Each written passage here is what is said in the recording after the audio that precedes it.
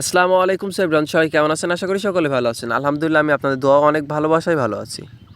একজন কমেন্ট করছেন যে ভাইয়া, আমাদের কুলের নিচে কিন্তু ফোঁটা লাল লাল দাগ আসছে। তো ভাই, আমারও দাগ আসছে, কারণ এখন ফাল্গুন মাস। ফাল্গুনের হাওয়া যখন বইতেছে তখন তো দাগ হবে, এটা তো স্বাভাবিক কথা।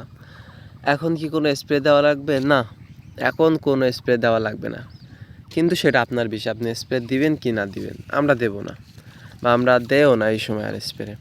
যদিও বা দেই, দেখা যায় যে অনেক সময় রমদানের কারণে এই কুল ভাঙাভাঙি এইগুলো একেবারেই আর কি পরিচর্যা ওঠে না। আল্লাহ যা দিছে আমাদের এই বাগান থেকে অনেক দিছে। আর এইগুলা দেখছেন যেগুলো আঙুর ডুমুরি, এইগুলা সেই ধরন, কিন্তু এখনও যে কী পরিমাণ ধরন আছে, এখনও যদি দাম থাকতো মিনিমাম 1.5 লক্ষ টাকা বিক্রি হইতো। তবে এত টাকা দরকার নাই, আল্লাহ যা দিছে অনেকই দিছে। আমরা যেহেতু চাই না যে সারা রমাদান ভাঙি, এই জন্য তো আমরা ফরিকুর একটু আর কি তার সাথে হ্যানত্যান মিশাই দেই আর কি। তা আপনারা যারা বলেন যে ভাইয়া আমরা আর কি এই জিবলিক অ্যাসিড ব্যবহার করছি, কিন্তু জিবলিক অ্যাসিড ব্যবহার করার পরে দেখি কুল কাসান, ভাই আমরা ওইটা বলতে পারবো না, কারণ জীবনে কখনো আমরা জিবলিক অ্যাসিড নামে এইসব হ্যানত্যান ঔষধগুলো ব্যবহার করি নাই। তো সবাই বুঝতে পারছেন যে এই দাগগুলো কেন আসছে বা কেন আসতেছে গাছে।